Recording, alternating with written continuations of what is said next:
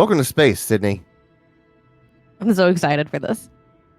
This will be as much a learning experience for you as it is a relearning experience for me because I haven't played this in a very long time. I'm okay. Fun fact: Okay. if I did not do marine biology or environmental science, I wanted to do astrophysics or astronomy. Huh.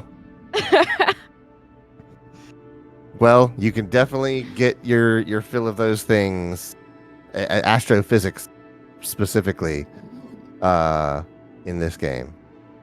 So let me resume a saved game, and then I'll briefly remind myself of what I had in motion. Sergio's here. He asks, how much longer did I play Fumes last night? I actually didn't. I played it some today on my Ally just to make sure it runs. It runs fantastically on the Ally.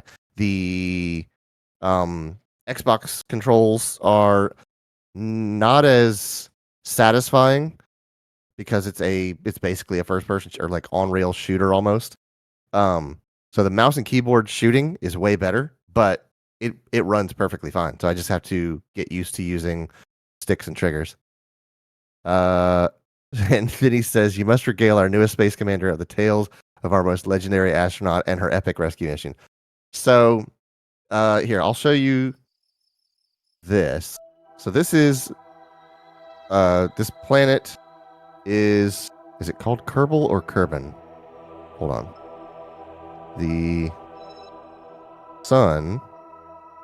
Why is it not? Okay, that's Moho. That's Eve. Kerbin is the planet we're on, and you can see all these things orbiting it. These little capsules are people that I have to rescue, and this is like a damaged satellite. You can see those, right? Yeah, absolutely. Can you see my mouse as yes, well? I can. Yep. Okay. So like this one, Tomby's Heap, is at an altitude of 86,000 meters. So I would have to get in a what do they call that? A co-orbit or something? Co-orbital, and sort of like speed up and slow down to intercept that capsule. And there's one time I got very close. I was about 1.5 kilometers away, and I ran out of fuel. Or I got close enough on fuel that I could not have gotten home. So what I did was I got them very close together, and I just jumped out of the rescue one into the one that I was bringing home, and basically floated straight forward for 1.5 kilometers in empty space, using my little jetpack as little corrective maneuvers to get back to the capsule with fuel. Yeah, it was quite a stressful. That was like maybe 45 seconds of me flying towards the thing, because then I had to slow down before I slammed into the capsule. So yeah, it was pretty neat. We have some other ones over here. So like here is a damaged satellite that's in a weird orbit. Yes, it was absolutely a whole thing. So like I would have to sling myself out here and get in orbit, and then change my orbit to a polar orbit instead of an equatorial orbit. Bring her home, Clay was the rescue. It was very fun though. It was easily like the most wild thing I've ever done, and it was just like, this is either gonna work or it's not, and I have to do it because I'm out of gas. So yeah, and I do that with crafts that I create. So I'll show you some of the crafts I've created. Let's see. I've got one called Mun Science. So I've got these 2 big boosters here that get me off the ground. And then I've got, this is a main sort of rocket, and then that burns away. And then I've got these smaller rockets and landing feet so that I can lower myself down onto the planet. And then I've got all these sort of science experiments that I can run. I've got that, which is a different thing that I can... I'm messing up my rocket. And then inside here, there's a bunch of stuff. There's a battery and a whole bunch of other tests that I can run. And then here's my capsule with a bunch of parachutes on it that help me get back down to the ground safely. So let me do that and don't save. So I also have this one, which is just a car to drive around. So there are actually, on this complex, there are places you can go. Like you can drive around to the different areas and do soil samples and atmospheric samples and all kinds of tests that get you what's called science up here. Science is how you unlock stuff in your research and development science tree. So here's all the things that I've unlocked. Some of them are like all the way done. All of these are like really expensive to do, so they take a lot of science to unlock. That's why I've only done this one, because it was like the most important one that I wanted to do. So he just says, and then that Kerbal became the most decorated astronaut in Clay's space program. I can't remember, was that in Kerbal 1 or was that in Kerbal 2? I think that might have been in Kerbal 2, but I can't remember. Here's all of the Kerbals that I have rescued. So I have done numerous rescue missions to bring them back, and then they get here and do absolutely nothing because I only use like the same 3 up at the top here. Like I use Jebediah, Bill, and Murad. So they never get any experience. So, but I make a lot of money for rescuing them, so that's why I do that. So let's try our hand at rescuing this fella, Tomby. And they're all related. And yeah. Okay. Is he going the wrong way? No, he's going the correct way. Okay. So we're gonna open empty seat Kerbal rescue. So this craft has no pilot. There's no one sitting there, or at least there's not supposed to be. So we'll take him out. So this thing flies with this device right here. No, not the heat shield. Where is it? There somewhere. Where did I put it? There it is, remote guidance unit. So that allows me to fly it with no pilot, which means we're going to fly an empty vessel up to Tomby's heap, and then Tomby's going to climb in, and then we're going to bring it home. How did he even get stuck out there? Is it just he made us stupid, or? That is never really explained, but if I go over here to my mission control, I have these active missions. So rescue Tomby from orbit of Kerbal, and then rescue Lavin, and rescue Hans, and rescue Roswig. So every time I rescue one, they will just generate a new one for me to go get. And some of them are not orbiting Kerbal. Some of them are orbiting the Mun or Minmus, which is even farther away. So like we've got here, and then the Mun that's Minmus, and then where's the Mun? Why can't I find it now? There it is. The Mun is there, and then Minmus is there.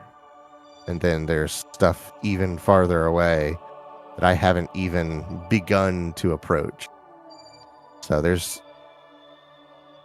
Elu, which is 112 million meters, 112 megameters away from Kerbin. And I don't know how I'm ever going to get there. That takes a craft and all sorts of parts that I don't even know how to use just yet. Yes, to be fair, it is implied that Kerbals are kind of dumb. They're So, dumb. They're dumb lower beings. so we'll go here. We'll grab my empty seat, take Jeb out of it, and then launch vessel. And this might work, it might not. And if it doesn't, I'll show you one of my favorite tools, which is the revert to launch tool.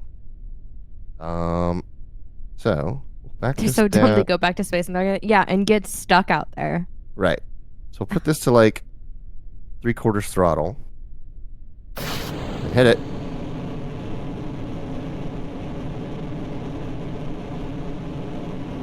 And because this capsule is so powerful, and overall this whole vessel is pretty lightweight, I don't have to use all of my thrust to get off the ground, so I can do it at like 2/3 or 3/4, and it saves fuel, and you'll see this white vapor building up.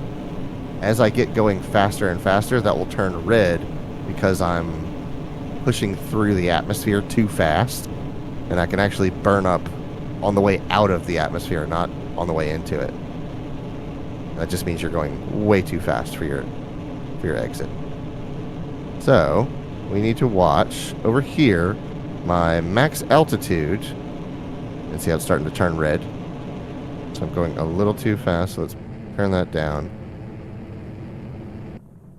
And we're at 75 kilometers, which is good enough to get me out of the atmosphere just barely, because I think the guy that I'm trying to rescue is at like 83, if I remember right. So we're going to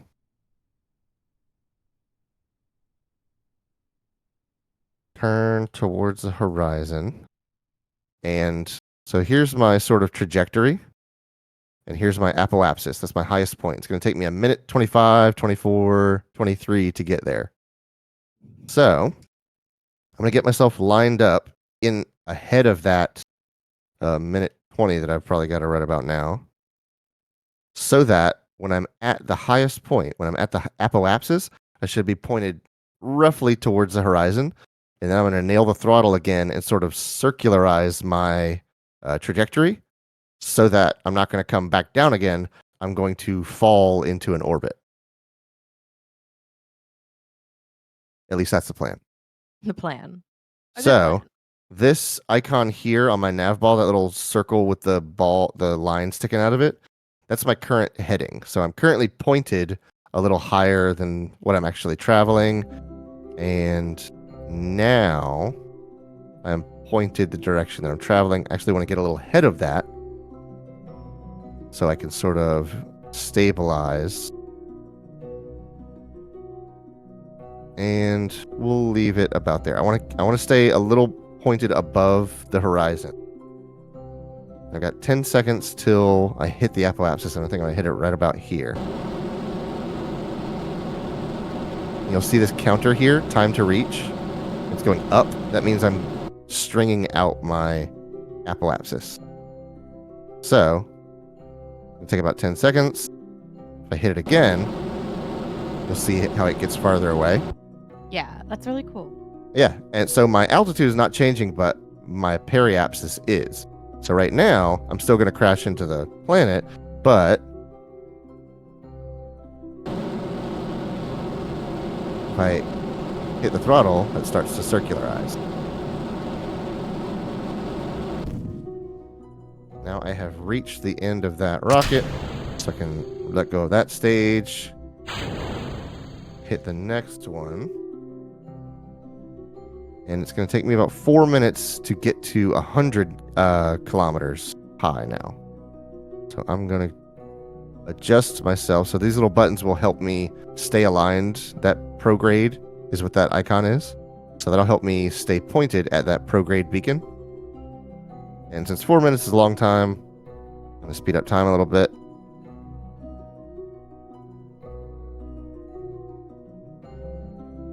Now, we're still going to hit the planet. So we got a little bit more to burn. So now, our highest point is 100 kilometers. Our lowest point is 76 kilometers. So we are orbital. We're not circular yet, but at least we're not going to hit the ground. We're going fast enough to just keep looping the planet. And we need to figure out how to meet up with this guy. So we're going to set that as our target. And now we get a whole bunch of new numbers.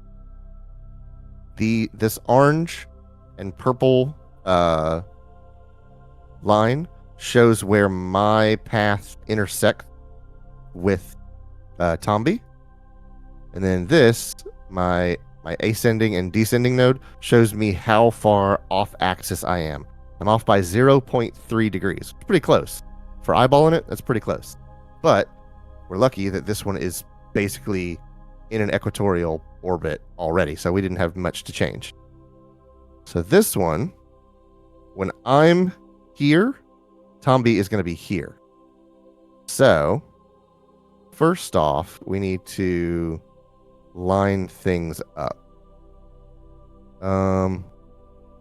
Intersect point. So what we can do here, I'm going to be 1,000 kilometers away from here. So we could try to set a maneuver here and see if we can tighten that up. So the weird thing about space is that if you want to catch up to something, you have to slow down. Because nothing is linear, everything is orbital. So when we're going around in a circle, by going faster, you make your line bigger, which makes you go slower. So if you want to catch up to something, you have to slow down. If you want something to catch up to you, you have to go faster. And that's a really hard thing to get in your head. But in this example, I'll be here and Tomby will be here. So I need him to catch up to me, which means I need to basically spend a lot of fuel to go way out here to waste a lot of time so that we come back up and meet up at this point. And that's what we're going to do. So we're going to use this to sort of push ourselves out. And you'll see this beacon right here is now getting closer to... Wait, this is orange now. Okay. Can I get this one to change? Why is this not changing?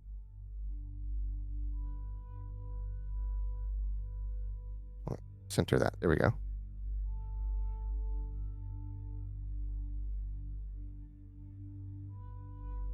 I lost my target. Where is target? Tomby. Set as target. There we go. Yes. Stay on target. Thank you for the motivation. See, that beacon there should be changing. Hold on. Let's kill this and try it again. And let's try it with this one. Add maneuver. Okay. Now it's doing what I wanted. So this one is what we're watching now.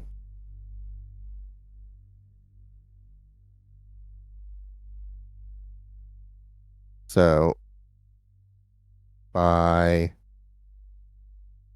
pushing myself way out to almost 300,000 meters or 300 kilometers, this beacon is now getting closer to this one. So it's currently 118 kilometers away. Come on.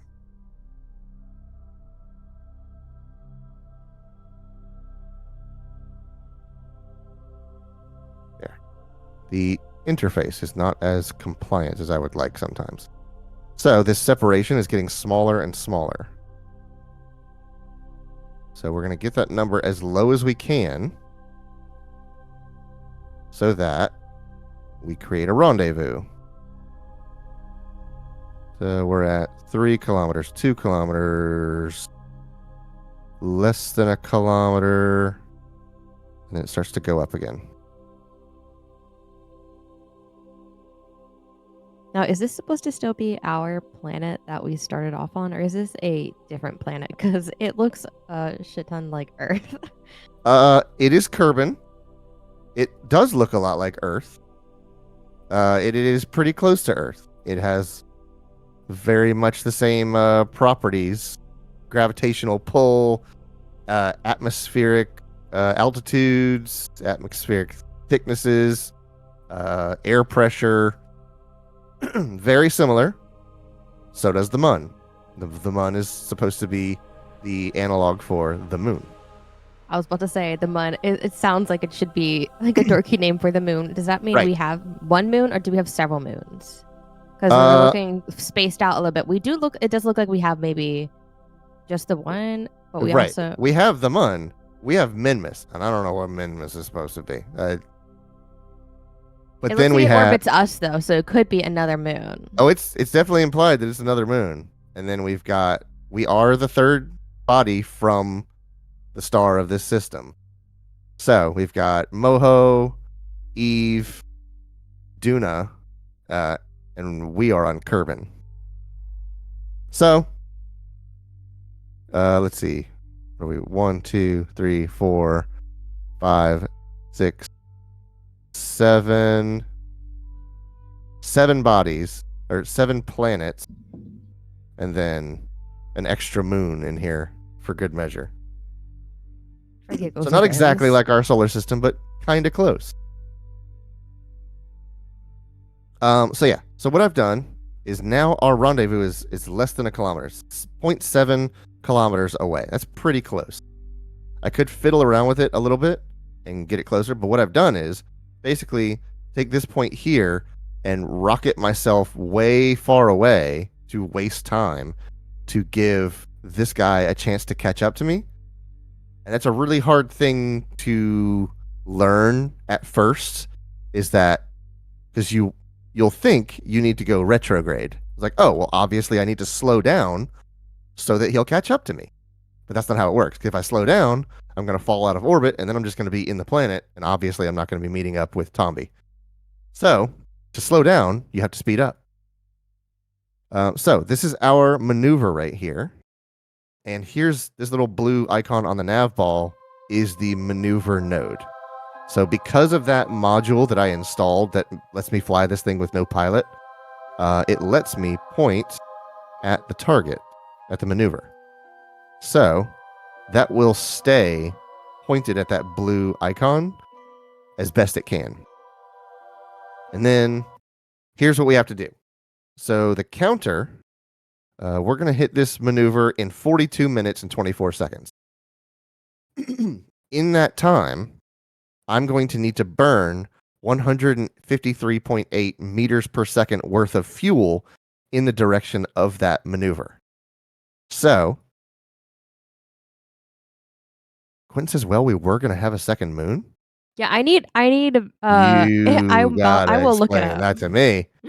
Hang on. Let's see.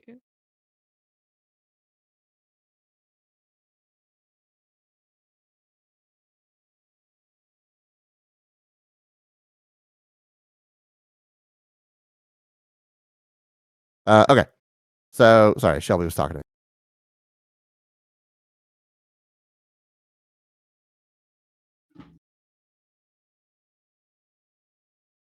All right. Sydney will be right back. But I'll explain it while she's gone.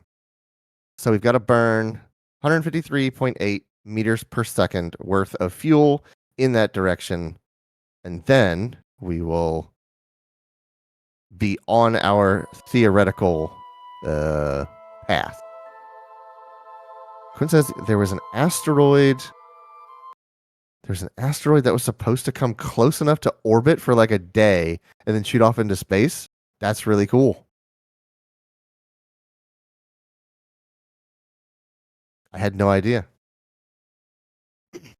I know every once in a while I see that object, that celestial object that was like Oumuamua, and it was like traveling so fast they had almost no time to analyze it before it was gone again.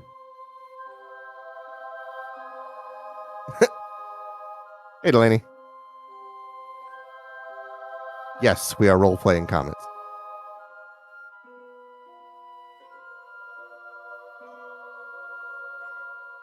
Hey, Delaney, you want to know why we're role playing as comets? Are you ready? Are you ready? Because I'm it ready. rocks. Very nice. It's also pretty cool. Uh-huh. Get it? Because they're part ice. Right? Yeah, because they're 0 degrees Kelvin. Oh God. You know what the moon's favorite? I'm not even going there. All right. So what we're gonna do is fast forward so that we are in position for this this maneuver. So we will. Is that us? That is us. No. Yeah, it's us. Okay.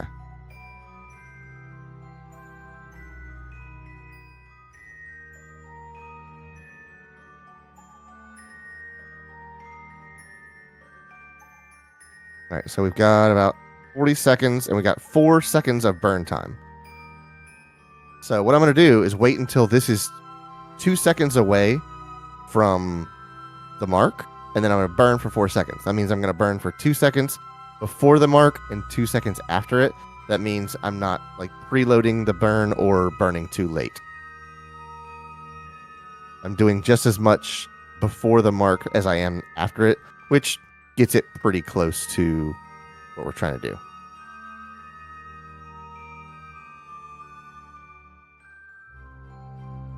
Five, four, three, two. Oh goodness, it's not burning. Why is it not burning? I'm hitting Z. Why is it not burning?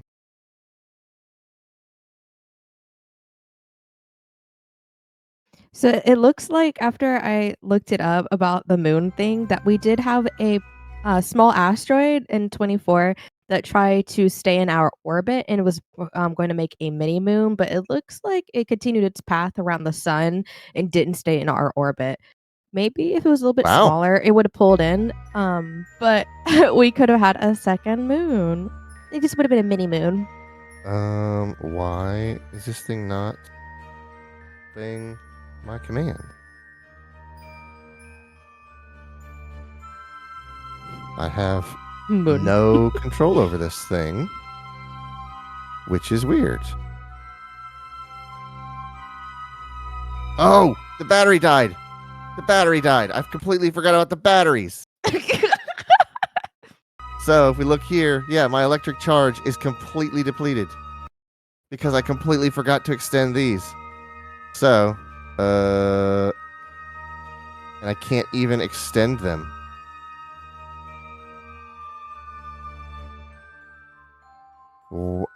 Let's see. Yeah, there's nothing I can do. All right. Well, I have to revert to launch. So. So Self jump start now. I'm making it my business to start telling space themed jokes, y'all. Are you ready for this? Okay. Let's have it. How do planets get clean? They take a meteor shower. Meteor shower. All right. Very good. So we'll back this down to about half throttle. Hit the trigger. We'll start leaning. I What's really that? like how we started leaning because it is called the Coriolis effect, and it's because the planet is circulating. So we're moving currently, right? We can't tell, but the gravity can. So if you throw a frisbee, if you shoot a weapon and something is coming out of it, it Uh huh. starts to turn. So it's because it's all trying to gravitate back towards the center of the Earth. So it's the Coriolis effect. Yep. Yeah. So this is also a gravity called a gravity turn. I'm intentionally leaning towards it so that I'm not shooting straight out of the planet. I'm actually circular. I'm already working on my orbit very early in the trajectory rather than shooting straight up and then trying to turn when I get to 70,000 feet. I'm already leaning that direction by the time I'm halfway there. I think it'd be pretty rough on the rocket also as you're leaving our the planet and you're going Mhm. through all the different zones and you get into the orbit. It could be pretty harsh, and don't you think it'd like Yes. pull the rocket apart a bit if you're going straight? Sometimes you actually don't want to spend. So if you think of the atmosphere as like a physical barrier, um, you don't want to spend too much time in it, but you also don't want to hit it directly on. Um, you want kind of want to peel through it, but if you spend too much time in it, because it is thicker atmosphere, it builds up heat, and that's how you can start to damage things. Uh, so there's an angle of attack that you want both in exit and in entry from orbit. And I've sort of got this fudged a little bit. You can turn the atmospheric effects up or down for realistic sake. I think I've got them turned down a little bit just so it gives me like a little bit of breathing room when I'm trying to re-enter. But yes, the atmosphere is a very cool and very hostile thing for anything coming and leaving the planet. So we'll get this to about 10ish degrees. I'm feeling that's pretty good. And once again, we'll wait until about 10 seconds left, and then we will start to circularize.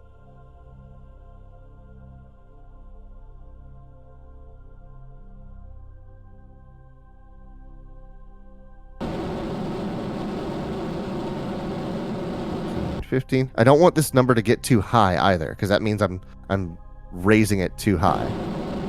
So about 15 is about as far as I want to go. But I'm also watching this altitude for my periapsis, because that's what I'm trying to bring up. So I want to get this number higher without making this number too much higher.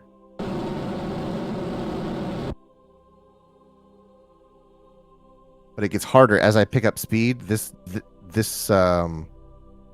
altitude estimate climbs really fast, and that's just because we are picking up speed.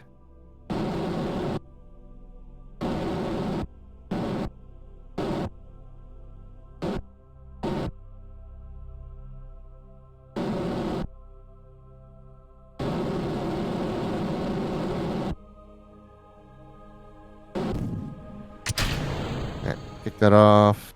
Hit the second stage, and that is 78 kilometers and 96 kilometers. So, yeah, and this time don't forget to extend the solar arrays, which I will do right now. Solar panel, solar panel. There we go. We have secondary power. So, we of course cannot see the sun right now, which means we ain't getting no juice off of those things. But as we swing around from the dark side to the light side, we will get power, which is fine. So that's where our target is. So let's see if we can do roughly the same maneuver as we tried last time. So we'll add a maneuver there. Yeah, that orange one, it just isn't moving, and I don't understand why. So let's try this one now. Yeah, and that one moves the way I want it to, but in a very strange way. So we're going to line up those, which is fine. So what's our separation here? 11 kilometers. That's pretty bad. So let's try and work on that before we start to rendezvous, because I can see that our axis is off. We are off by 0.5, so a little bit worse than last time.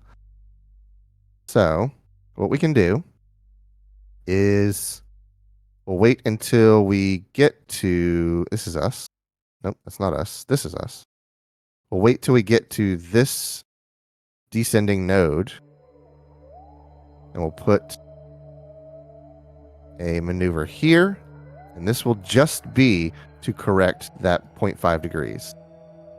So let's put the thing there, and we're going to watch that number, 0.5, and we're going to go 0.3, 0.2, 0.1, 0.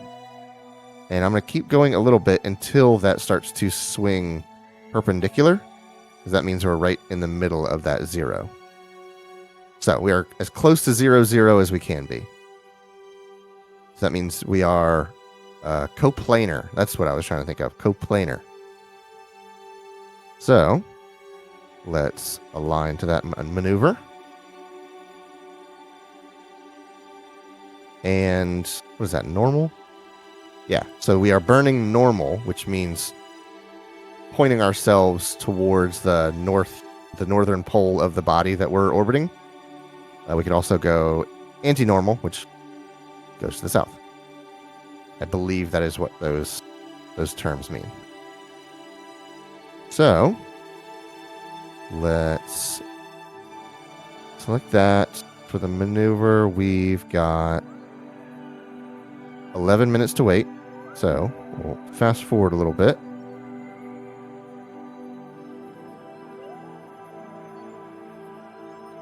I'm going to look at us and make sure that, yeah, see, our panels aren't getting very good light. So let's fix that. That should do pretty well. So we're at 96, 97, 98, 99. I'm happy with that. So that'll keep our batteries charged. We don't have a whole lot of battery, so we got to keep those things charged. We've got 30 seconds to wait until the burn. We're burning for less than a second. This is going to be a pretty small adjustment, but it's just to get that little blue-green offset to line up together. But I'm impatient, so I'm going to speed up the wait a little bit. There we go.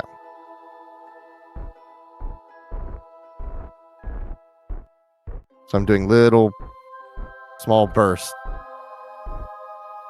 And there, we are 0.1 meters per second away from our target, which means very close to it. Now, if we check our descending node, we are 0.0 degrees away from the plane of orbit for our target, which means any adjustments that we make will only make us closer and closer. So let's try this orange one again. This one always seems to give us trouble, but we'll try it. So accelerate. Yeah, see, it just doesn't move, and I don't understand how that works, because that can't be true. I have to be allowing that thing to catch up to me, but it's just not doing anything. So minor bug, but we're not going to bother with it. So we'll use this one, which does react. At least I thought it did.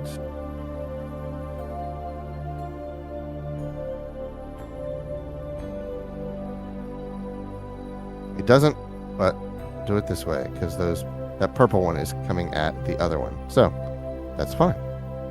So we'll look at our separation here. And it's 100 kilometers, 97, 86, 64, 50, 15 kilometers, 8, 4. Nope, don't want to zoom in. We are at, I think I adjusted something that I don't want to. Yeah, let's zero that out. No adjustments needed for that.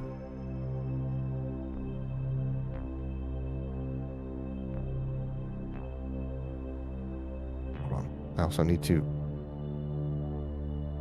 yeah, so camera's not constantly moving.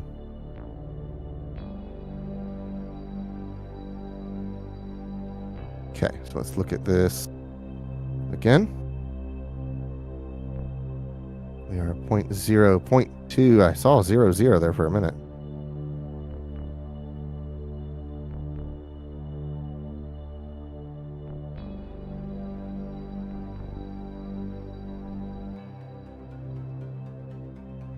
.0 kilometers away, which is not accurate.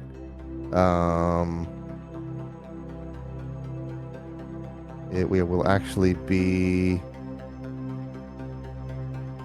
28 meters away, which is very, very close. So that's a really good intercept. So we'll stick with that. Which means we have 19 minutes until we do our 4-second burn. So let's align ourselves with the maneuver node. And then, because we've got a while to wait, I'm going to make sure that we are also getting all the power we need. So let's align like that so that the things can adjust properly to 1.0. That's 100% sun exposure. So we are getting all the juice we could handle. I mean, we're already at, our batteries are full, so there's nothing for us to do. So I just want to make sure we don't run out of power at any time. We could also turn off the stabilizing computer, which will save us power. So, and then we can fast forward.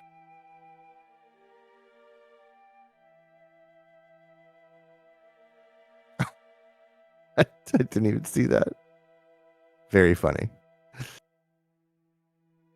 All right, so now we've got about a minute left until our 4-second burn. So let's go check. We do have sun exposure, so we'll turn our targeting computer back on and align to the maneuver node. And wait. And get ourselves a little closer. 10 seconds to burn. 4, 3, 2.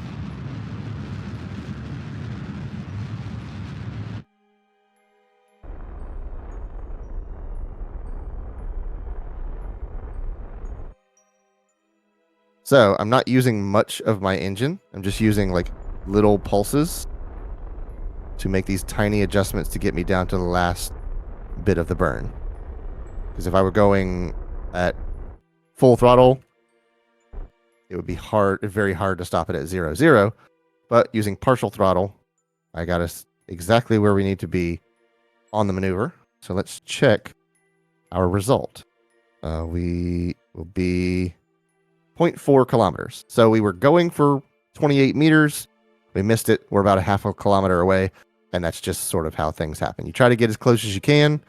And the reason you want the estimate to be as close as possible is because realistically, you're not going to hit that estimate. So by getting it as close as possible on the estimate and then being a little off, I'm still pretty close. So we need to change this to our target. So if I look at this, I'm going 2,400 meters per second relative to the planet. But my target, I'm going 3,400 meters per second because I sped myself up to sling myself out to a wider orbit. So we're going way faster. But if we look at this node, when we meet up, our relative speed will only be 163 meters per second. So I need to be aligned retrograde so that I can hit the brakes. And by hit the brakes, I just mean hit the gas in the other direction to slow myself down and burn off that 163 meters per second of variance in our velocity. So we'll set a beacon for about here-ish, and then just sort of, hold on, where I do that, where I make the same mistake again. Am I getting sunlight? Let's align for sunlight. Okay, we are aligned for sunlight. So let's kill the targeting computer and then warp to about here-ish.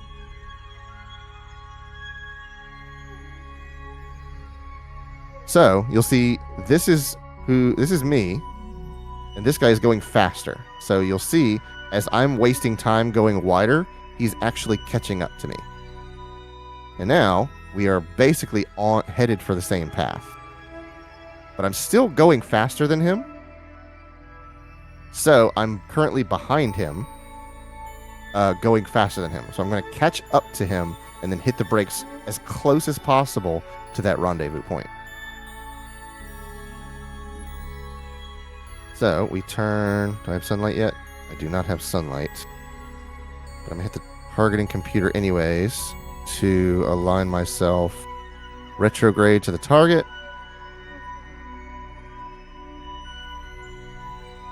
Because we've got about 3 minutes until we are 387 meters away from the target.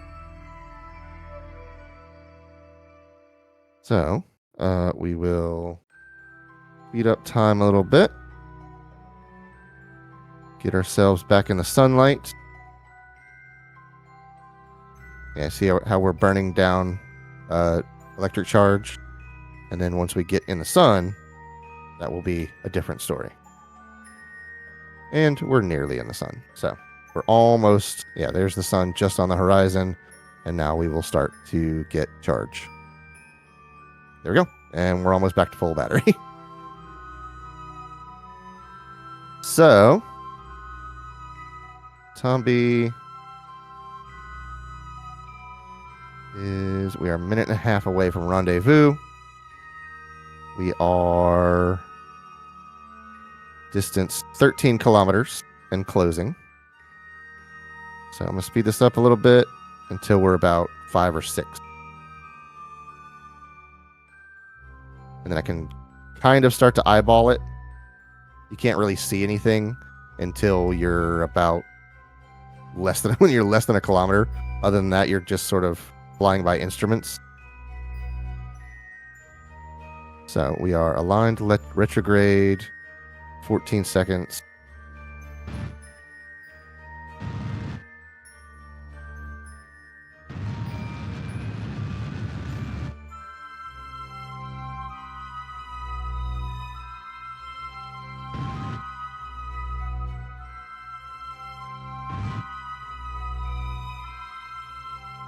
What's our separation? Distance, 94 meters. Okay.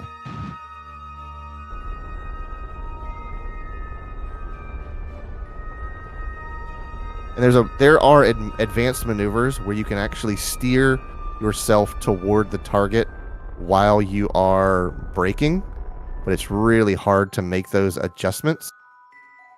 So relative to this other craft, I'm only going 0.2 meters per second. So can we see it around? If I do point at the target, that'll tell me roughly where it is. There it is, right there. So I want to point at the target, give myself a little bump in throttle. And now our prograde marker is aligned roughly with the target. I'm going to steer intentionally off center and then give it a little bump to sort of line it up with that so that I'm headed straight for it. And I'll make a few little adjustments. Now, we are headed directly at that thing, which is exactly what we want. So the middle of that beacon, or marker, is roughly in the center of it.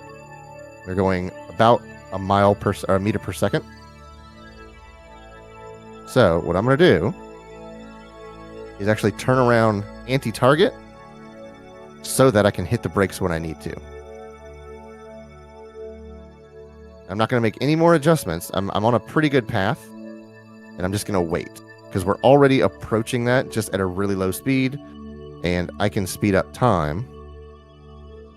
So down here, the closest we're going to get is 112 meters, and that's going to be in 4 minutes. Maybe I will... I'm going to readjust a little bit just to bring that beacon back on center. Because we're orbiting, nothing ever stays where you put it. So you kind of make adjustments, get it as good as you can, and then hope that it stays where you want it to be without drifting too far.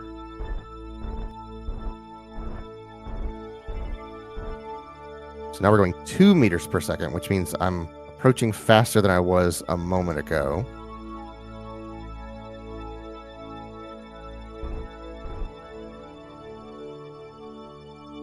Okay, that's pretty good.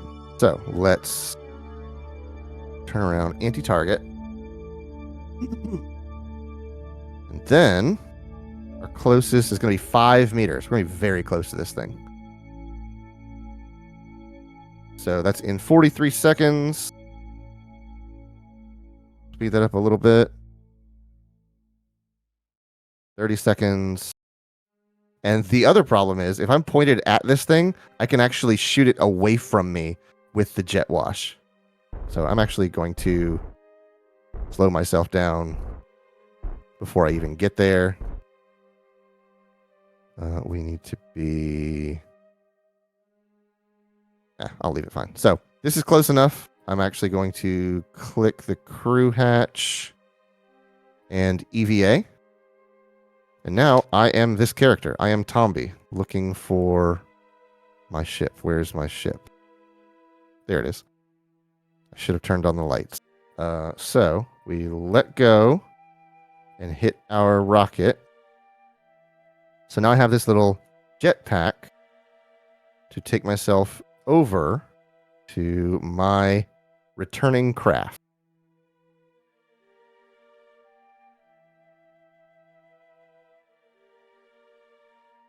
So I need to slow down and sort of burn off all of my movement in every direction so I can figure out which way I need to go. The door's on this side, so I need to go over here and float generally up. And nope, I had it there for a second. B for board. And now, Tomby is on board. We can... That thing is so weird to look at. We can look at the inside of our ship. And this is Tomby's view. There's his hands. And then how do I get out of this view? I can't remember. V. There we go. So, now that craft down there is completely empty. So once we've got this guy safely on the ground, we're just going to abandon that and it'll destroy itself.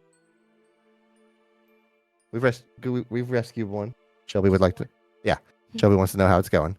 Yeah, he looks like he licks the windows of school buses. Oh yeah, he's having a great time. So, we can undo... I need to erase that target because it's bothering me. So I'm going to set something else as my target. Set as target, unset target. Okay, there we go. So if we don't make any changes, this guy's just going to keep orbiting till the end of time. So we need to point retrograde to our orbit, and we're only at about 88,000, I think. What are we at? 85, 86. So I'm just going to hit the brakes, and you'll see this orbit sort of drop into the ocean. So we're coming this way. We'll shorten it until it dips into the atmosphere and slows us down. So let's hit that. And now our periapsis is 3 kilometers, which means at our lowest point, we're only going to be 3 kilometers off the ground, which is well inside the atmosphere. So as we scoop into the atmosphere right about here, that's going to start slowing us down. And then we'll also use the rest of our fuel here to burn off a lot of our speed, and we'll land somewhere in, is that Russia? I have no idea where that is. This is upside down, I think. I don't know if they've mapped the land masses or not. I can't see that. I can't see this side of the planet to know what it looks like. But we are currently 85-ish. So now we are at 70,000. We are officially in the atmosphere. So you'll see us generate a lot of heat. I'm going to close these up so they don't burn off and snap off.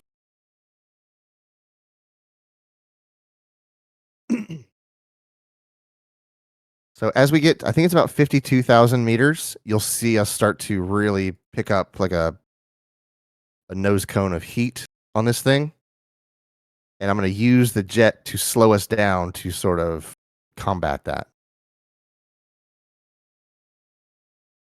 Because we're going 22, we'll probably be going about 2,700 miles meters per second. Yeah, solar ray is expensive.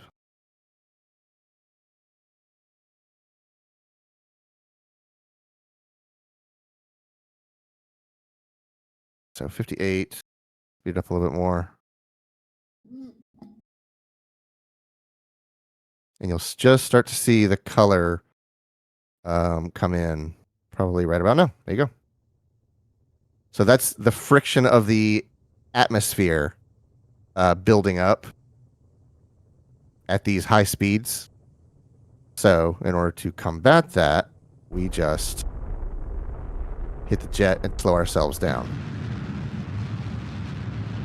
so that we're not punching through at such a high speed. There. And now that heat isn't ripping across the body so much. We're still going really fast, 1900, but we're not going, 3,000 meters per second fast. And what I usually do is I'll just wait till it picks up speed, burn it off again. Because also our friction in the air is going to slow us down. As we're in the very thin upper part of the atmosphere right now, but as we start to dig into the thicker parts of the atmosphere, the wind resistance will be such that we're actually gaining speed now. We will start losing speed due to drag. But there's just not enough thick atmosphere to create drag just yet. And do we have any kind of like parachute or anything to help us slow Yes, down more once we we have exit? We have 3 chutes. We have this drogue chute, which will sort of slow us down. It'll just sort of keep us pointed in the right direction. And then we have some other big chutes to actually do the stopping. Because we are starting to run low on fuel. Yep, and that's okay. And this dude, Tomby, has not a care in the world, not a thought Nope. behind those eyes. Nope. Truly a blessed existence. How come you know so much about flat earthers? Are you trying to tell us something?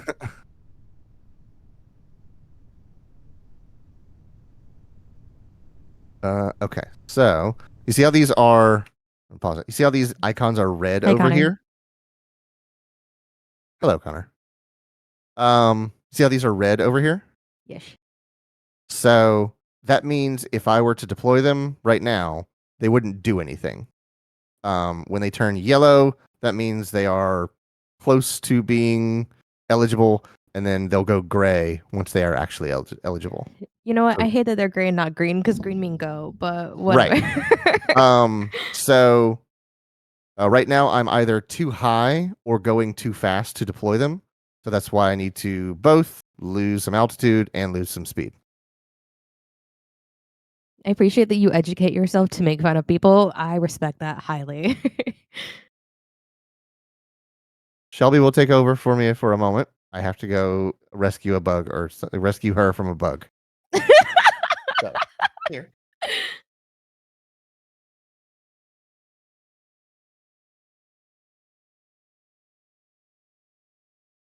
I want you to hear some sort of Wheels. screaming. How many No, legs it are is we not talking? rescuing a bug from me. It is rescuing me from a bug. That's for damn sure. What bug is it? I'm not gonna talk about it. Is Trauma! trauma? Is this a wasp situation? Oh no, I'd been screaming, taking that fucking thing down. I actually never told that story because I completely forgot about it. So, thank you for the follow, Connor. So we were at Sydney's house, and I think we were in the kitchen, and I saw. Did I even say bug, or did I just No, go? you just screamed and you went flying. Flying. Yeah. And And you I'm a come couple. running in. And I'm like, flying what? And she's pointing. She's like, there. And I'm like, words, Shelby, please slow down, enunciate, tell me your feelings. Pure panic. Screaming. But Oh, God. they fly out. Yeah, apparently a wasp had flown in when I had taken my dog out and had flown into the kitchen. Oh. And as it's flying into the kitchen, Shelby is running down the hall, of course, to the other direction of the house. And I'm trying to Yes. locate this thing. So next thing I see is Shelby runs in and grabs to the pantry and grabs not one, but 2 fly swatters. Hold on to your seats, folks.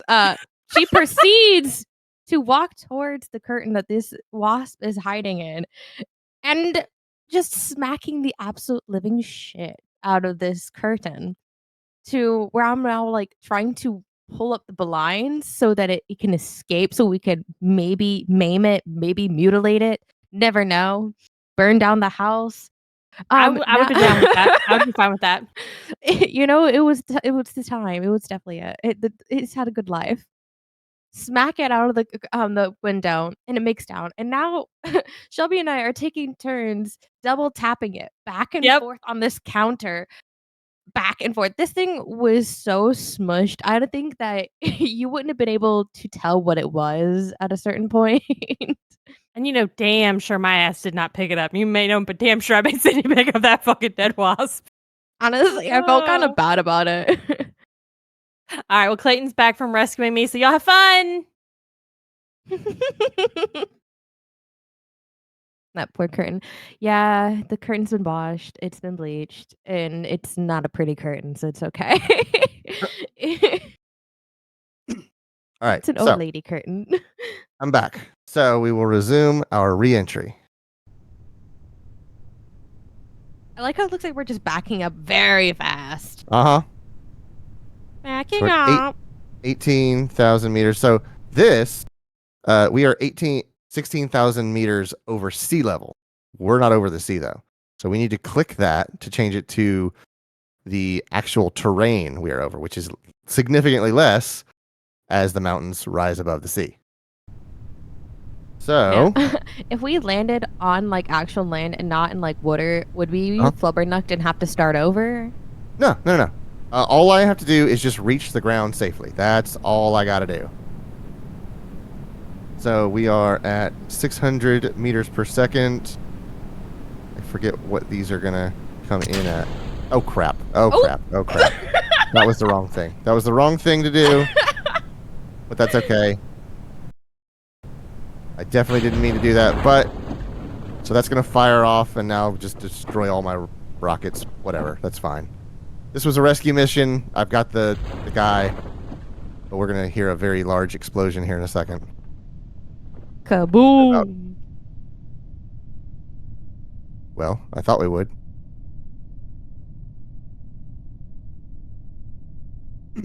Either way, so we're going 4,400 meters per second because these chutes have not deployed yet.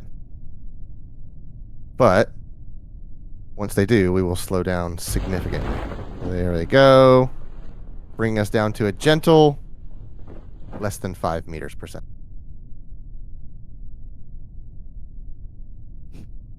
He is so jazzed. Thank you so much for flying with us tonight. Even though you Right. did not have an option, I'm so glad that you chose us. So that's the drawback of having this many chutes. Like, I never have to worry about getting down safely. But God, it just takes forever. We're at 4 times speed right now, and it's still taking forever. But in the long run, I would rather that than question it. I have a different craft that I'm really happy with, except it's too heavy. So when it relies on the chutes, it doesn't slow it down quite enough.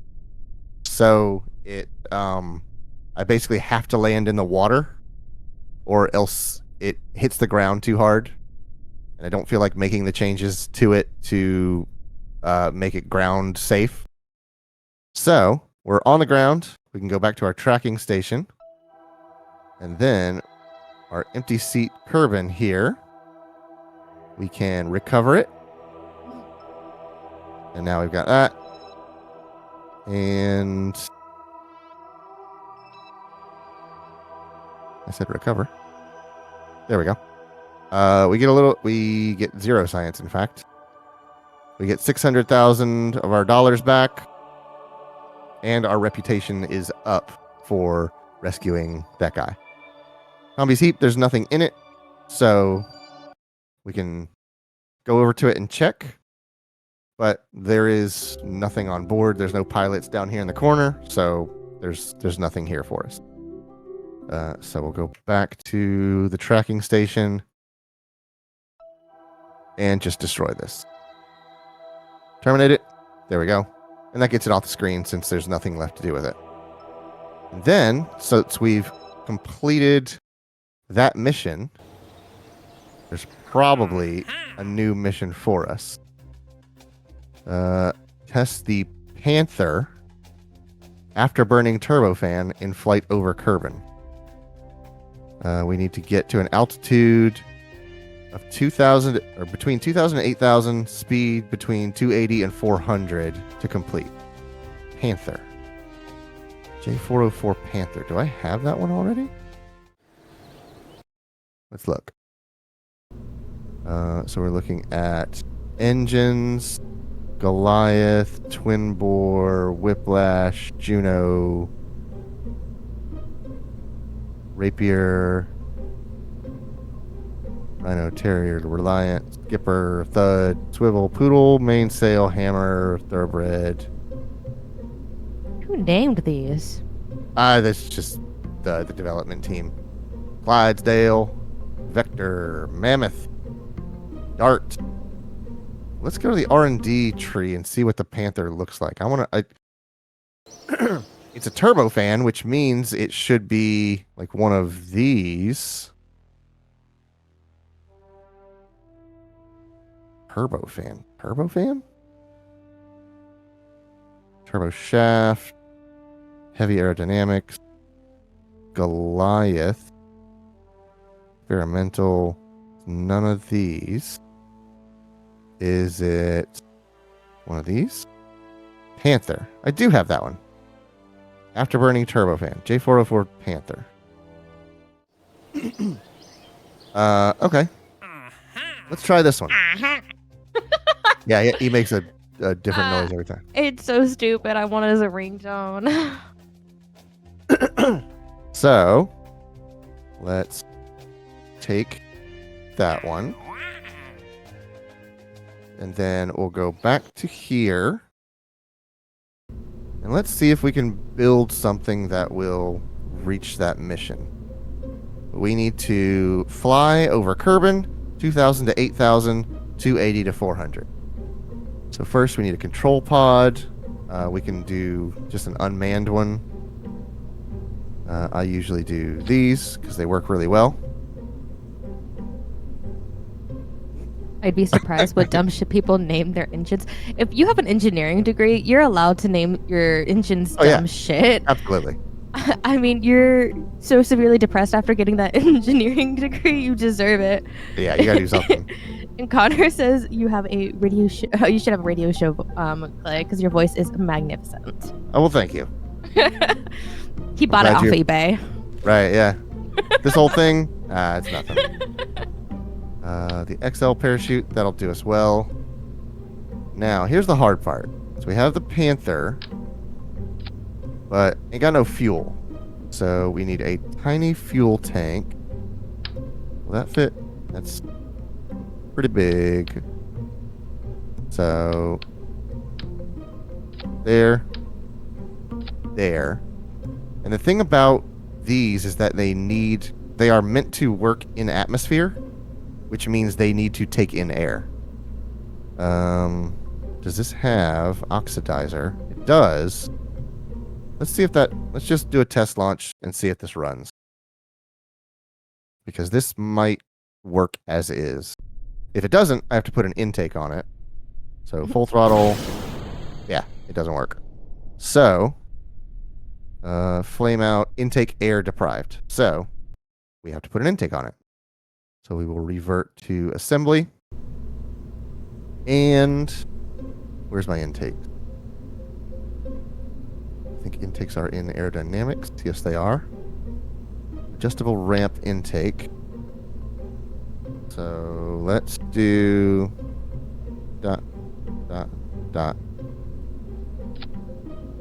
So I don't need 4 of them, but what I do need is for this thing to be stable. And if I only put 1 on one side, it's going to pull it to that side, and I don't want that to happen. Hey, my headphones are dying, so I want to change out the batteries. Okay. I think Shelby can show you how to do that. So I'm going to bump these around. Just up a skosh. Maybe a half skosh. Quarter skosh. That should do that. Let's see if this is launchable.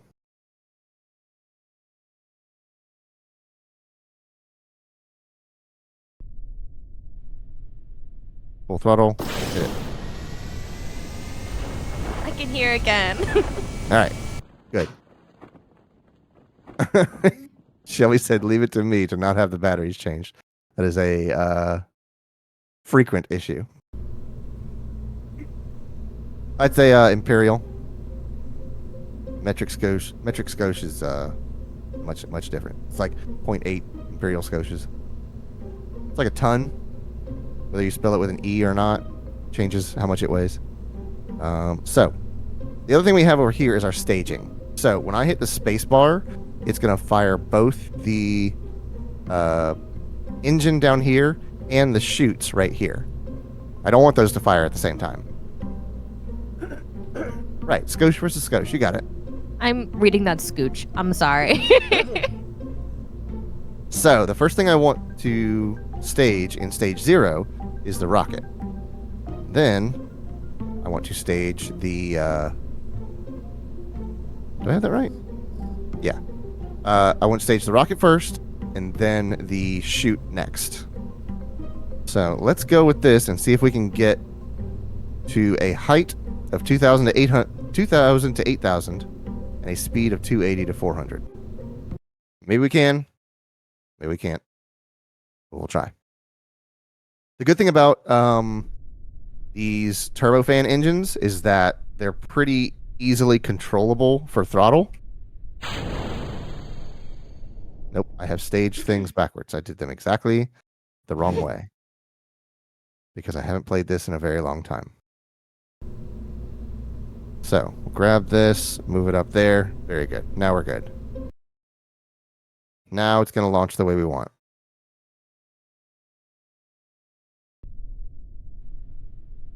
Full throttle. Trigger. We are going to target radio out. And let's look at here. We're flying. We're at 1 kilometer, and we're about halfway to the speed we need to be at.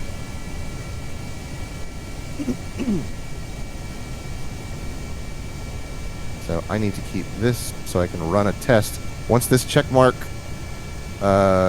clicks over, I don't know if it's gonna. Yeah, we're not gonna make the speed. I wonder. Let's try this. Let's get up to 8,000. Actually, let's get above 8,000 and then turn radial in and then just fire towards the planet. And that'll get us the speed we need. So we're outside of the maximum elevation. Then I'm going to cut the throttle, go radial in. Can't turn radial in. There we go. And then I'm going to nail the throttle. And hopefully we can reach the speeds. I think we're gonna. I think I can. Yep, we're almost there. Just need to hit the speed before we leave the lowest range, lowest altitude. We have hit it. I'm going to run the test. We are successful. I'm going to kill that. And, oh god, it's not going to work. So we're just going to rocket into the planet. Perhaps a building? Nope, just the ground. But that's why we didn't put a pilot on board. So, test successful. This is an alternate universe where Big Bird was on the Challenger. Instead of that school teacher. Yeah, oh look, a SpaceX flight. Actually, there was a flight in Australia that was only airborne for about 14 seconds today. And it sort of fell on itself. So we'll go into the tracking station. We got no debris. Congratulations. So we'll go to our mission control. And yeah, did it auto? Yeah, I guess it automatically redeemed it. Haha. Cock pickle. Very funny. So if we look at our missions, that one is no longer on the books. So we've gotten 3 science from that, which is not a lot, but it's something. So let's see what missions we do have. Orbital stations, that's really difficult. Test the heat shield at the launch site. Which means, like, on the ground. So that's going to be a super easy one. We're not going to get much for it. We're only going to get, a few $1,000 and 1 science. Science rules. But Sergio says, "Sir, the rocket blew up." But we learned a little bit.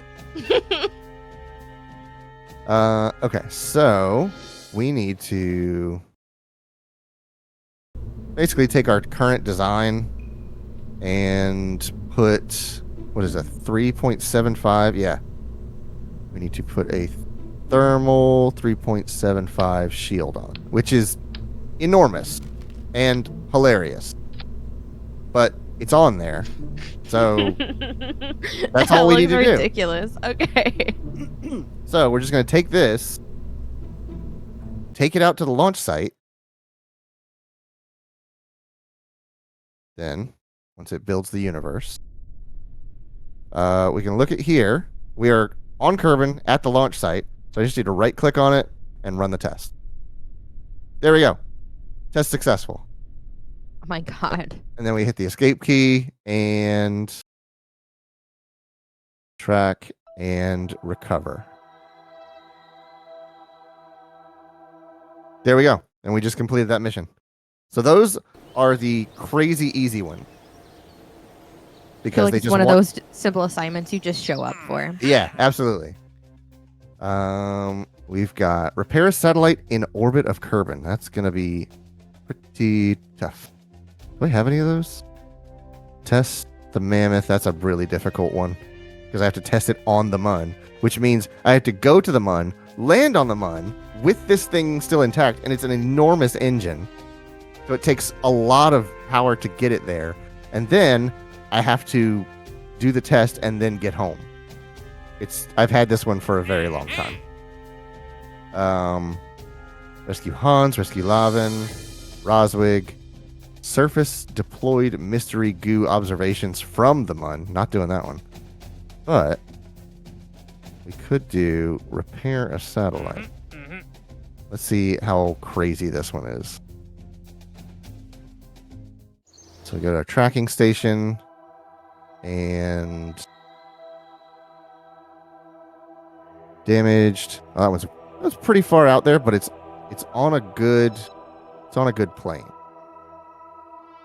We got about 10 minutes. Let's see if I can chase down this thing. Now, because this is a repair, I actually need where does it say? Repair. Have an engineer on the active vessel. I can't just fly an empty thing up there and park next to it. I actually have to have an engineer on board when I take off. Does that mean you have to be able to get the vessel back in one piece too? Yep. So we're gonna go to our launch pad. Empty seat Kerbal. That's got delta V of 27. Mun Science has a delta V of 79,000. That should be fine. We don't need a pilot. We need an engineer. Bill's the man for the job. Bill. Bill. So put that one on the launch pad. It's been a long time since I've launched this thing. This thing's gonna be pretty squirrely. Okay. So I'm gonna start again with. Actually, I think I launched this one no throttle. I use these boosters first. Let's see if I can get off the ground with that. Targeting computer. Yeah. Yes, I can. Okay, good. I have enough juice to get off the ground. So let's see if we can get this humongous thing into orbit on the first try.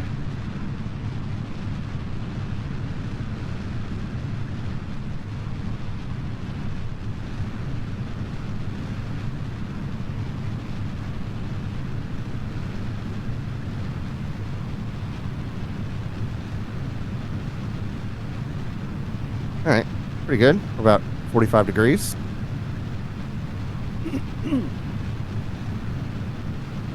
And our solid boosters are about half empty. Whoop. Oh, we're losing it. Oh, that's not good. Ooh. What's happened? What's happened? What's happened? Ooh. All right, hold on. So I've done something wrong. I kind of wanted to see us crash. Yeah, it's the same thing. You just saw that missile fly directly into the ground. It's the same thing.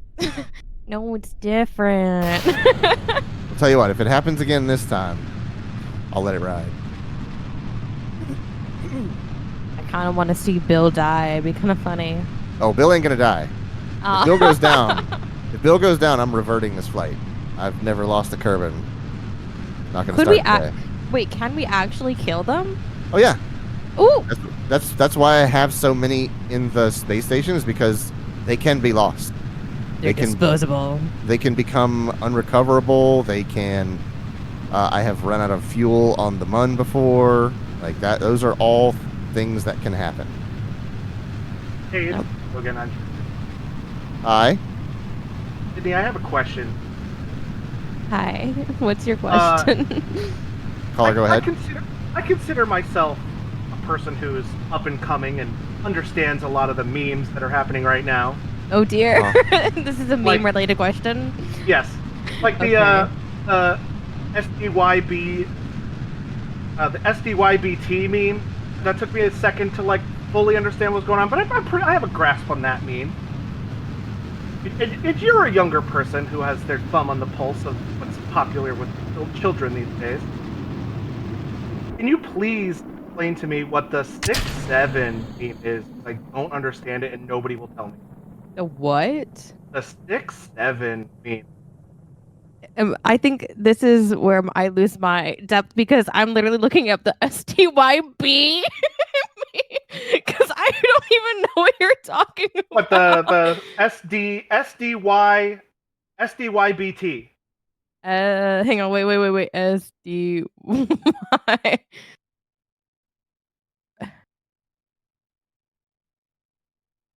Is Logan hipper than? Okay, look, I'm in chemistry club. And I play video games online. I have not a clue. Am I actually losing it? Look, I was really hoping you would know what the 6-7 meme is because I just see younger people saying that and then laughing, and there's no context. I mean, Go ask have you? Emily. I think Sydney's younger than Emily. I'm googling it. And you could just refer to know your meme, right? There's nobody's explaining it. I can't find anything about it. I mean, I'm look gonna- at r/out of the loop, or post Do I on post? r/out. Do I post on r/out of the loop? Yeah. Okay, what I'm getting off of Reddit. Okay, and just to preface, I'm a young adult. It says the phrase 6-7 meme refers to a recent internet trend that gained popularity on TikTok and Instagrammers, primarily stemming from the drill rap song Doot Doot 6-7 by Skrilla. All right. The song lyrics, the meme originates from the song's reoccurring lyric 6-7. Many believe that this is a reference to 67th Street in Chicago, potentially linked to Skrilla's background or affiliation. So, as someone who works in a mall, possibly gang activity. Okay, but like, why is it? See, now I'm concerned for the side of the internet you're on because all I have is Yeah, I'm funky not- little twinks I'm not that on that dance. side. Delaney says, on the- "Guys, this is painful." Delaney, do you Yeah. know? Yeah. I don't. This is Stop, This is so Delaney. so uncomfortable. I'm on the outside of the window looking in, and all the kids are saying 6-7 and then outside. laughing, and I'm like, why? Why? Tell me why this is funny. Whoa, twinks. Yeah, where on my For You page. I mean, but that's the question with every meme. Why is this Has- funny? Maybe I do. But I can usually get it, and I was really hoping the youngest person I know, Sydney, would explain it to me. I'm the youngest Um, person you know. I think so. I don't think I'm. I think I'm reaching there. I think you definitely know someone younger than me. How old are you, if you don't mind me asking? I'll be 25 in September. You are the youngest person I know.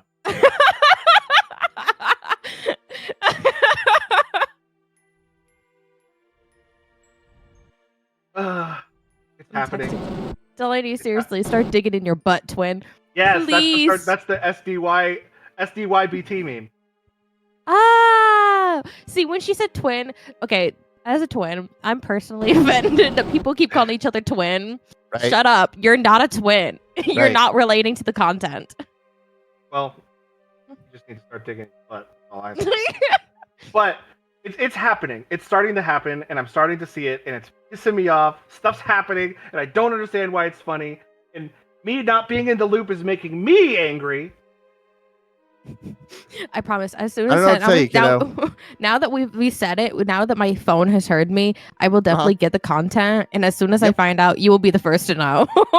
Please fill me in. I'm just like sitting in my rocking chair. My beard is growing longer and longer as I'm holding my cane, going, "I love the young people." Delaney sent me a voice memo and says, "Play that on air." I No, would be terrified to play whatever she sent you.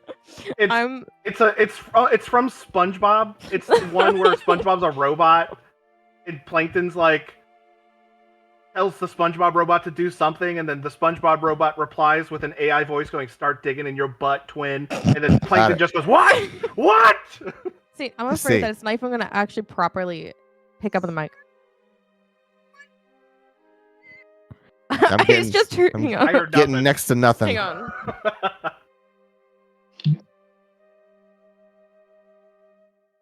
Oh my gosh, please play. Oh, Quentin, you're starting to get it. Yeah. Crabs, start digging in your butt. That's not it. twin.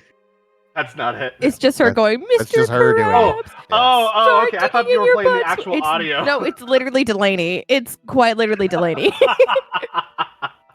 Mr. Krabs! All right, Is this well, gonna be my new vocal stem?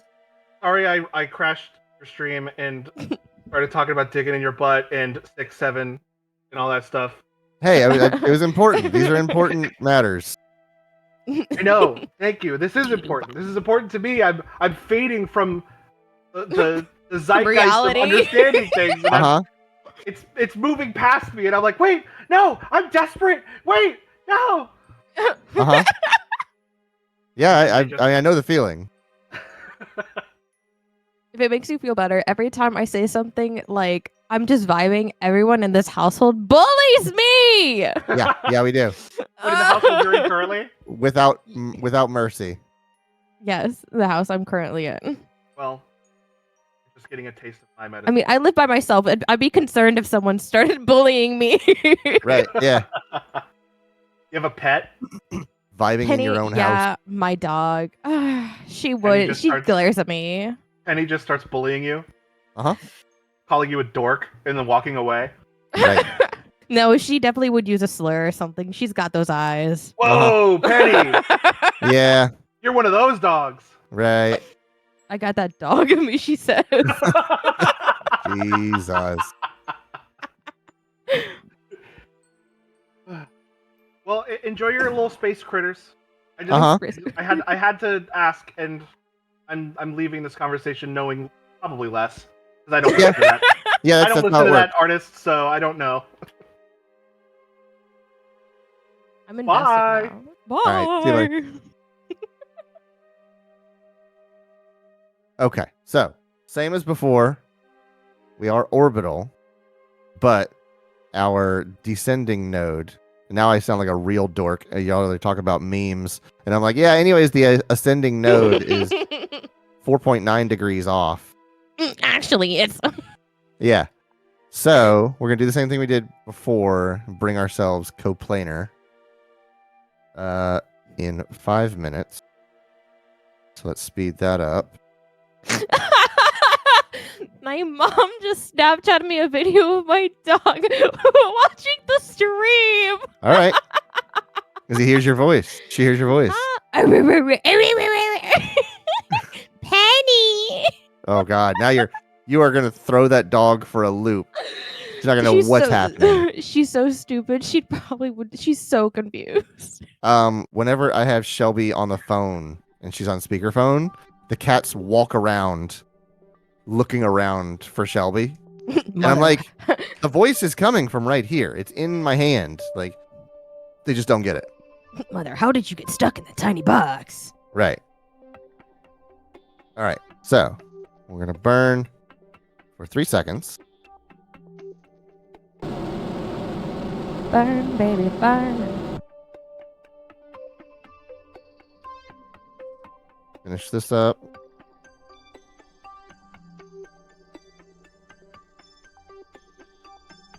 Running low on fuel.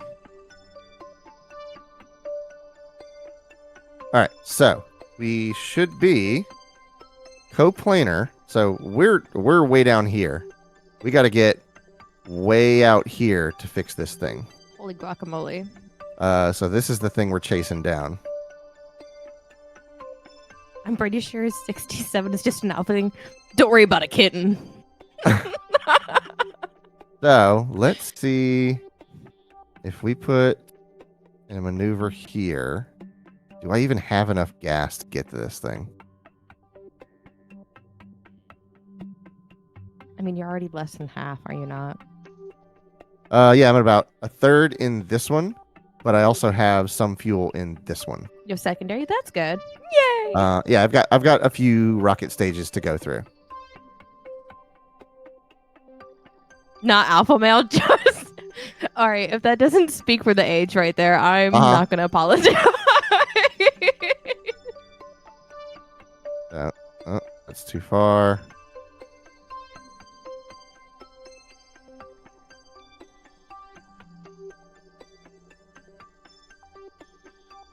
Oh, this could work pretty well.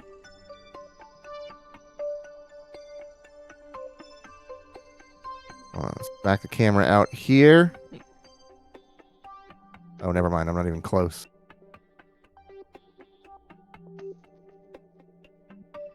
All right, so we gotta back her up. And prograde.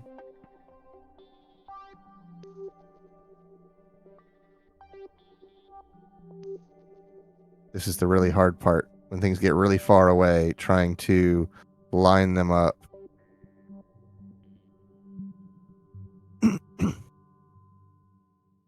And that was CB's newest in-stream segment, Gen Alpha bullshit with Logan. Yeah. I think Logan and I should have a complete Gen Alpha podcast. You'll just break his heart every It's week. just discovering More discovering things the that he younger doesn't get. generation. All right, come on. Am I selling you on this idea? I'm ready to.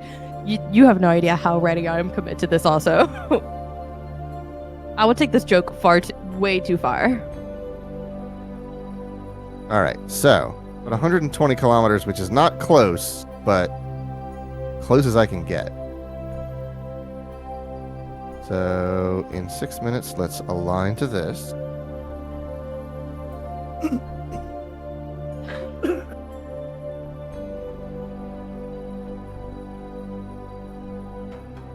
Let's go back here. And how's my battery looking? Electric charge, I got plenty. I've got thousands.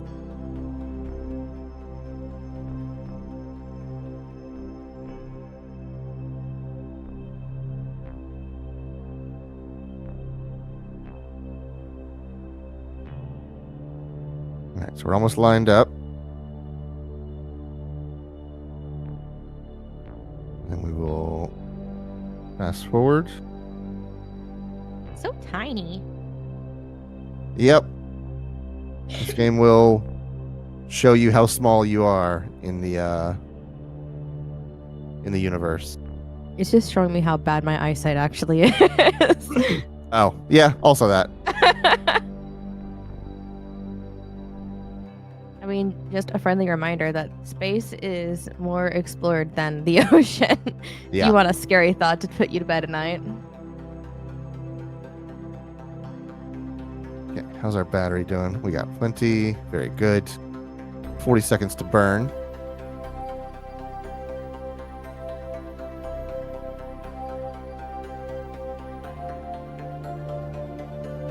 So I'm going to wait till this says 7 seconds, and then I'm going to burn half on one side and half on the other.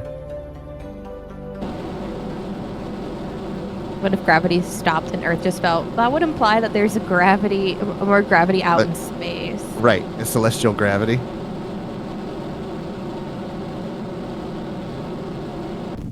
I guess the question would be, what if we stopped having gravity on Earth and we just floated? Right. And in that case, I would say that we'd all get stuck in the orbit. To the sun.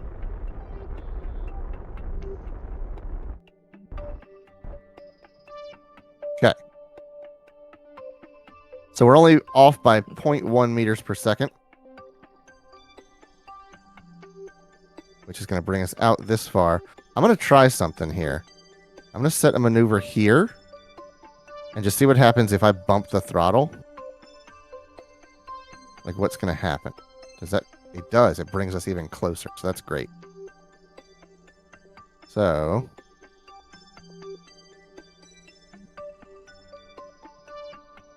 What happens if I do this? Yeah, I can sort of pull myself to the side.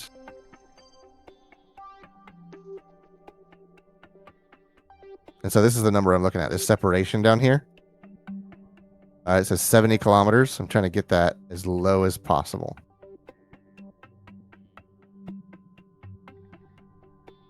So I'm alternating between these two beacons here. And I'll keep changing one until it starts getting higher. And then I'll switch to the other. I'll just alternate between the two until we get that number as low as possible.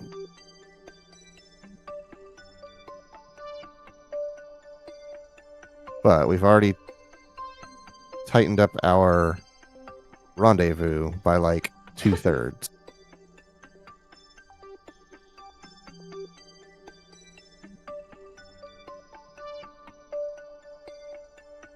We're at 19.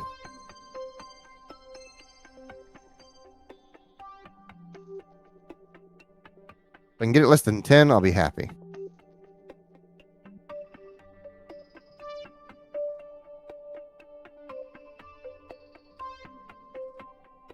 But it gets real touchy towards the end. We're at 9.6.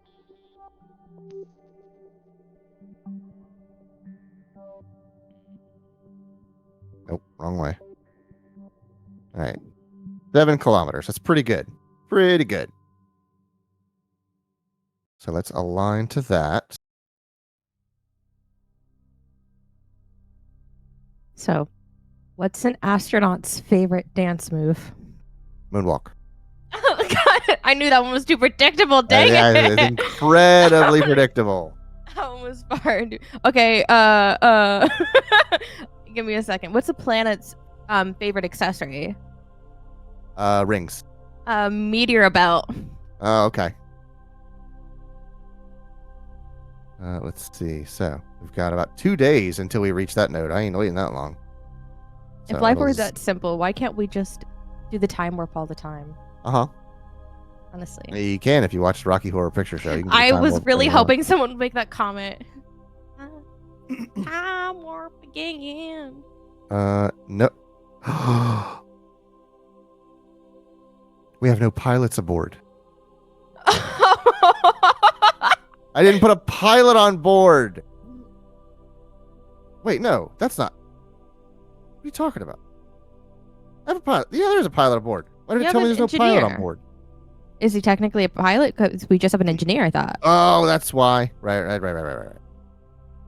Okay, that's why. Because I think, yes, our electric charge is blown, so I need to deploy that, blow off the shields. Now, same as before, extend the solar panels because I'm an idiot. I did the same thing again. But this time, I have a pilot that I can actually do things with. Even when I'm out of power.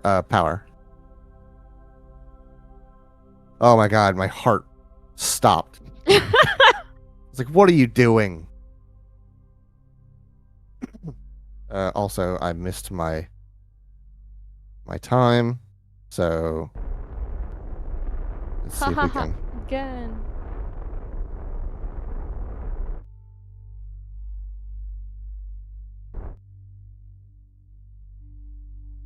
All right, so cancel that out. We're still pretty close. We are 10 kilometers.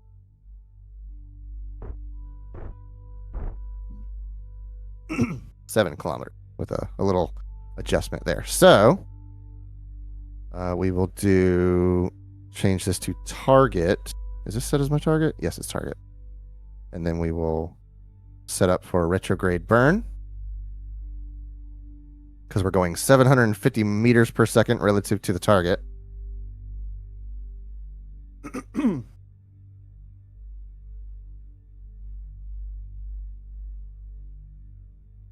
Speed that up.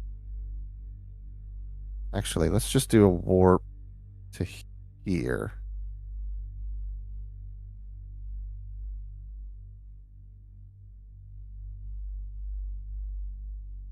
Okay, so this is coming in at us. velocity of 261, velocity of 99. I think I'm going to need to speed up. Yeah, 'cause this is going way faster than me, so I need to be prograde.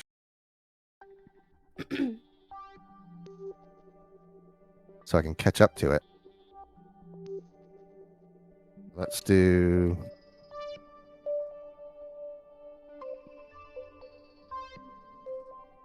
Yeah, because as I slow down, this delta gets even bigger.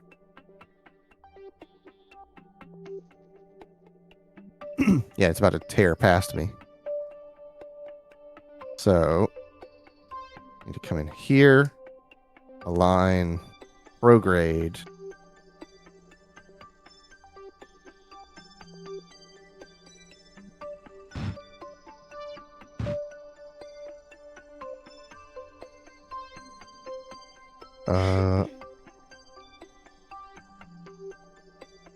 Maybe I was wrong. Maybe I'm going faster than this thing is. 263.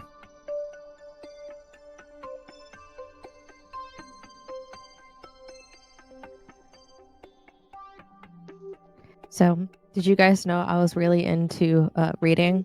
Yeah. I checked out a book on anti-gravity. Uh-huh. I can't put it down. Can't put it down. Good stuff.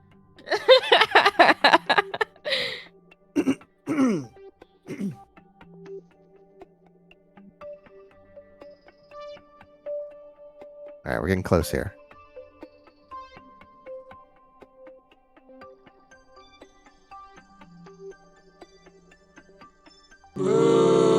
That was so delayed. You don't even get to boo. I mean, there's always going to be a stream delay. It's unavoidable. Emotionally, it was delayed also. In my heart.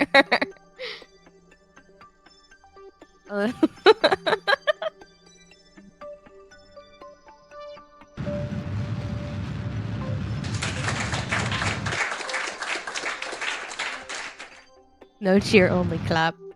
Man, you gave me the clap.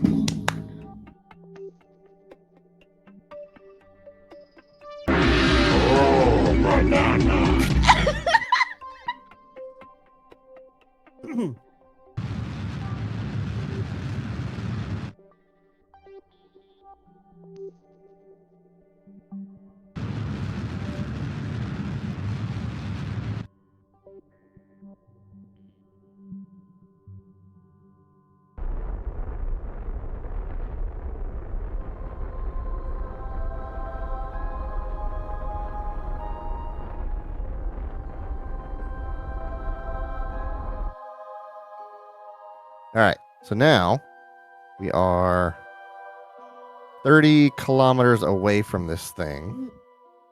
So let's point ourselves at it and start to make our way towards it so that we can get these repairs done.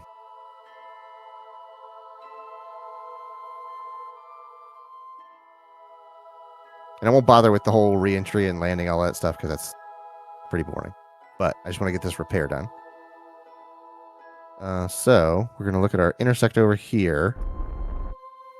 So we're down to...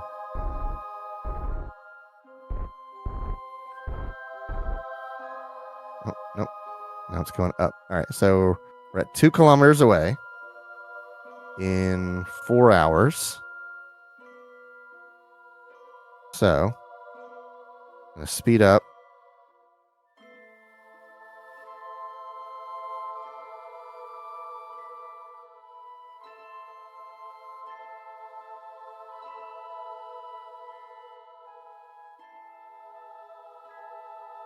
What's our separation now? We're at 9 kilometers.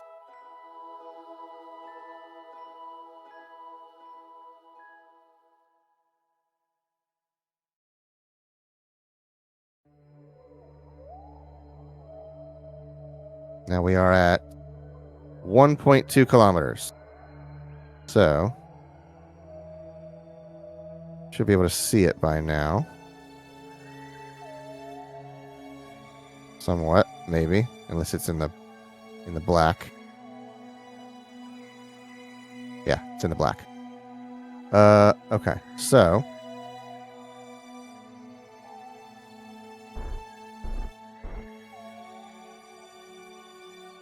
I need to pull my trajectory a little to this side to correct.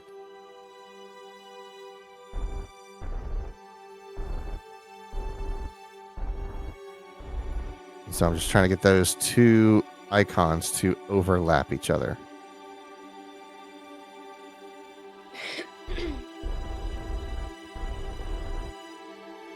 All right, so we're going to be 42 meters away in 3 minutes. So I need to be retrograde to be able to hit the brakes. Where is this frickin' thing?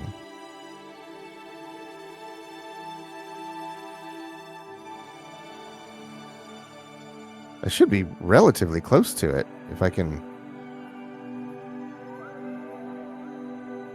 I can't see it.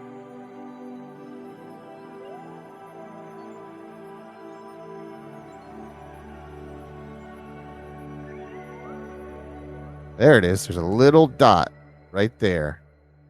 You can sort of see it moving around. And it'll start to get bigger.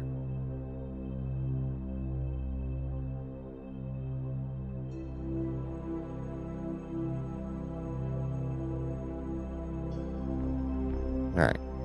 And in 20 seconds, I'm going to hit the brakes and then send Bill out to fix stuff. He is so excited to fix things. Oh, yeah, he's been waiting for years for this day.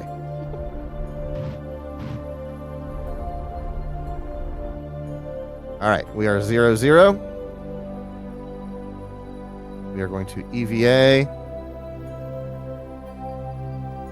And then, can I hit the lights on this thing?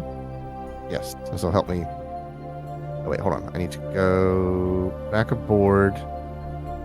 Yes, and this craft has lights on it, too. That'll help me find it in the blackness of space. Now, where is the thing? I've lost it again. There it is, down there. So, let go. Hit the jets.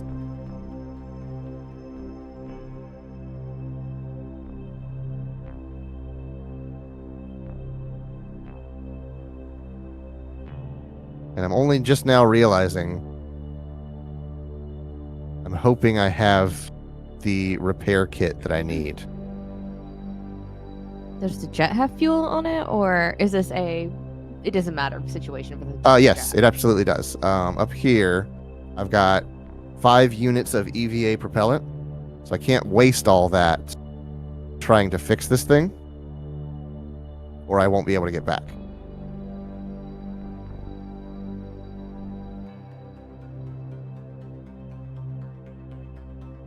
Trying to stabilize myself. There we go. So what is it that needs to be repaired? Let's look at the mission. Repair Communitron 16. I think that's this. No, that's the relay.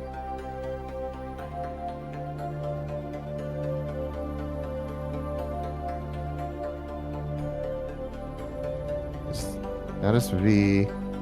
Probodyne. What's the Communitron?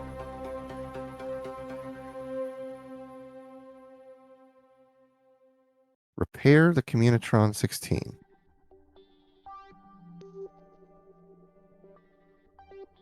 I don't see anything that needs to be repaired.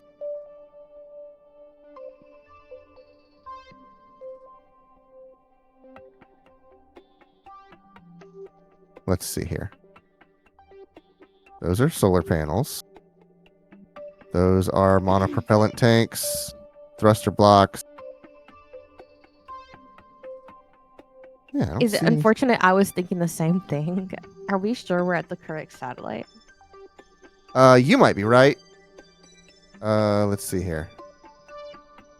Have an engineer. You know what? You're absolutely right. I think I'm at the wrong. I think I went to the wrong thing. Hold on. So this is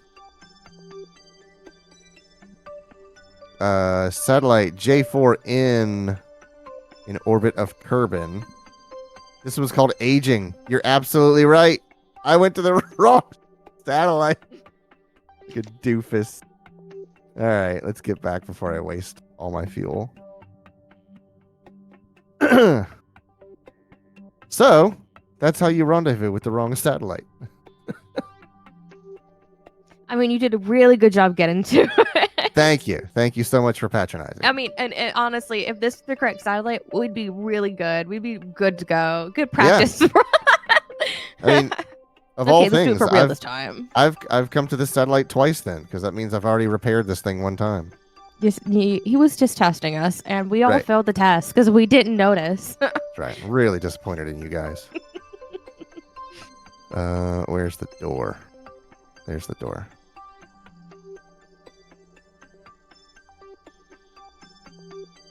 Get up higher. No, grab the board. No, grab, This is and then board. infuriating. Wow. Yeah, that moment right there is my least favorite part. It's the most stressful kind because I can't touch type, so I have to look at the keyboard to press F or B. And when I look away, it switches from board to grab. I hit the wrong button and it doesn't work and I start to freak out. I think the correct one is closer to Kerbin. All right. Then let's go to yeah, you sure enough. Aging Kerbin. Is it in Kerbin's orbit? Damaged 911. Moon science debris. This music is giving Wally. Yeah, this is it right here. That's the one. We have massively overshot it. Did we have the fuel to get to it? I could, but it's a waste of fuel to do it this way because it would actually be easier to revert to launch and do it again. But since we are over time, I won't be doing that this evening. But at least I did show you what it takes to rendezvous with a satellite. Where is it? There it is. A satellite. And we rescued a Kerbal from orbit, and we tested an engine and drilled a rocket into the planet. So a full afternoon for us here at the Kerbal Space Program. So hopefully you enjoyed that. I know you are both a water nerd and a space nerd. So No, that was really cool. But yeah, that'll do it for us here tonight at Coffee Boredom. So thank you everyone for watching. Tomorrow is Thursday. We're all some kind of nerd. You're absolutely right, Logan. Tomorrow's Thursday, so that'll be yeah, exactly that. That will be Shelby and Logan playing Donkey Kong Bonanza. So yeah, that'll be that'll be at 9:30 Eastern. Till then, keep yourself entertained with some VODs over on our VOD channel or the short form videos on YouTube, TikTok, Instagram, Reels. But yeah, thank you very much, everyone, for watching. Thank you very much to Connor for the gifted sub. That was very nice. Thanks for hanging out. Thank you for complimenting my voice. Good for the ego. But yeah, we will see you tomorrow night. Oh, wait, it is Wednesday, my dudes. I bet Mr. FF is still live. Is he or isn't he? Yes. So we're gonna take you over to Mr. F. Oh, it's already been set up for me. Mazel tov. Yeah. That's going to do it for this tonight. So thank you very much. And we will see you back here tomorrow night at 9:30 Eastern as we play some more video games. Have a good night. Night.